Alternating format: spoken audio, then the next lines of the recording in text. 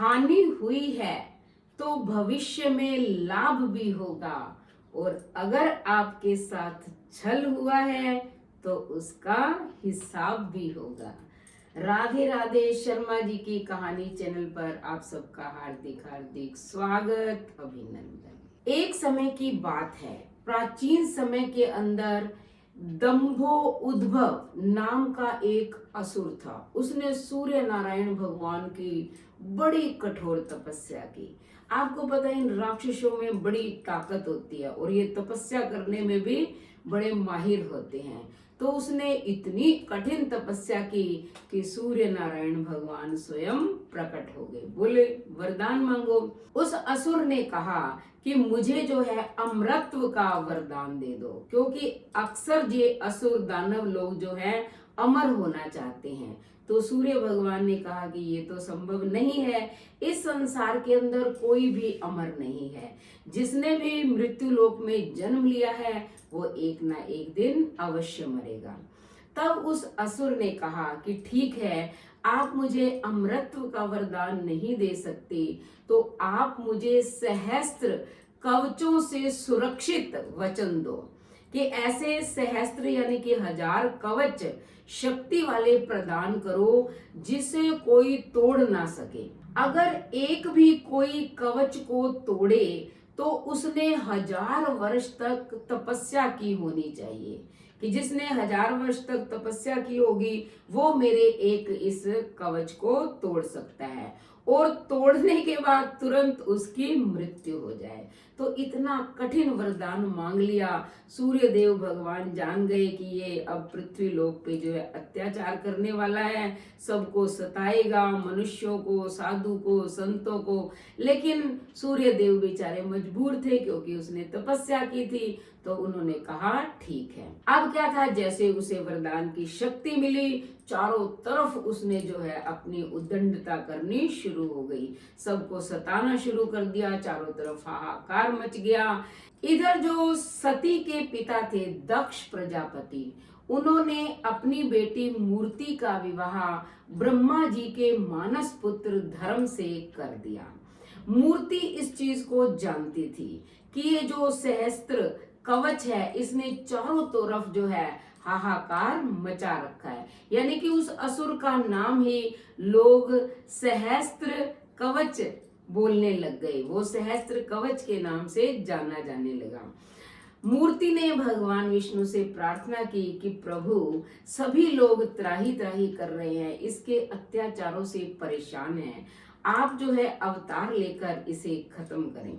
तो भगवान विष्णु ने कहा कि ठीक है, मैं शीघ्र ही अवतार लेकर इसकी मृत्यु का कारण बनूंगा। कुछ समय के पश्चात मूर्ति ने 2 पुत्रों को जन्म दिया, नर और नारायण।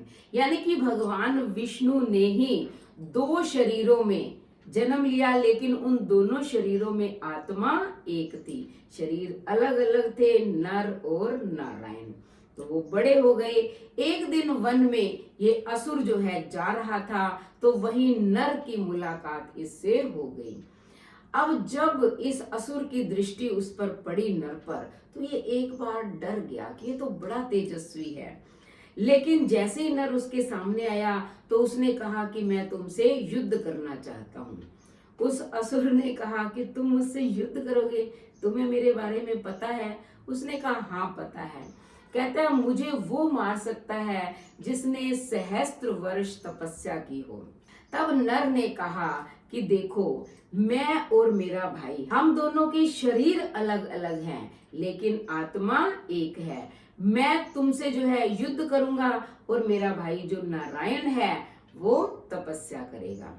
उसने कहा ठीक है। उसने ये भी कहा, असुर ने यानी कि उस सहस्त्र कवच ने, कि तुम मेरा अगर एक भी कवच तोड़ पाए तो तुरंत तुम्हारी मृत्यु भी हो जाएगी।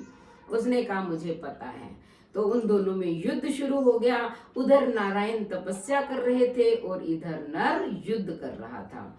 यानी कि असुर ने सोचा कि वास्तव में इसका भाई तपस्या कर रहा है, उसकी शक्ति इसे मिल रही है, वरना मेरे साथ ये युद्ध कर ही नहीं पाता, क्योंकि उसे तो सूर्य भगवान की शक्ति मिली हुई थी और सहस्त्र कवचों की शक्ति उसके पास थी। अब क्या है, युद्ध करते करते 1000 वर्ष बीत गए। जैसे ही 1000 वर्ष बीते, उधर से तपस्या भी 1000 वर्ष की पूरी हो गई। उसका एक जो है कवच टूट गया, लेकिन तुरंत ही वो नर भी वहीं मर गया। जैसे ही वो मरा तो उस असुर ने देखा कि सामने से वही नर दौड़ा आ रहा है। उसने कहा अभी तो मैंने इसको मारा था, ये जीवित कैसे हो गया। फिर पृथ्वी पर देखा तो वो तो मरा पड़ा है। फिर उसको ध्यान आया कि नर ने बताया था कि मेरा भाई है नारायण, तो ये नारायण ही दौड़ा चला आ रहा है। लेकिन उसने देखा कि ये उसकी तरफ नहीं आ रहा, अपने भाई की तरफ जा रहा है। तो नारायण दौड़कर आया, नर के पास बैठा और कुछ मंत्र बोले और वो जीवित हो गया। अब जो है वो यानी कि असुर था, वो बड़ा हैरान हो गया। लेकिन उसने दिमाग में जो है ये सोचा कि 1000 वर्ष तक नारायण ने भगवान शंकर की पूजा की है, इसलिए इसको महामृत्युंजय की शक्ति प्राप्त हो गई है, जिससे इसने अपने भाई को जीवित कर लिया। अब नारायण ने कहा उस असुर से कि अब मैं युद्ध करूंगा और ये मेरा भाई नर जो है वो तपस्या करेगा। वैसा ही हुआ, उनका युद्ध चलता रहा। जैसे ही 1000 वर्ष पूरे हुए, उसका एक कवच और टूट गया, वो मर गया इस बार नारायण। फिर नर आया, नर ने उसी मंत्र का उच्चारण किया और अपने भाई को जीवित कर दिया। ऐसे करते करते जो है 999 कवच जो है उस असुर के टूट गए। अब वो डर गया। अब उसने सोचा कि अब मेरी मृत्यु हो गई। अब वो युद्ध भूमि से भाग गया और सूर्य भगवान की शरण में पहुंच गया। नर और नारायण भी गए। उन्होंने सूर्य भगवान को कहा कि तुम इसको जो है हमारे हवाले करो, हम इसको मारेंगे। इसका जो अंतिम ये सुरक्षा कवच जो तुमने दे रखा है, हम इसे तोड़ देंगे। लेकिन सूर्य भगवान ने मना कर दिया।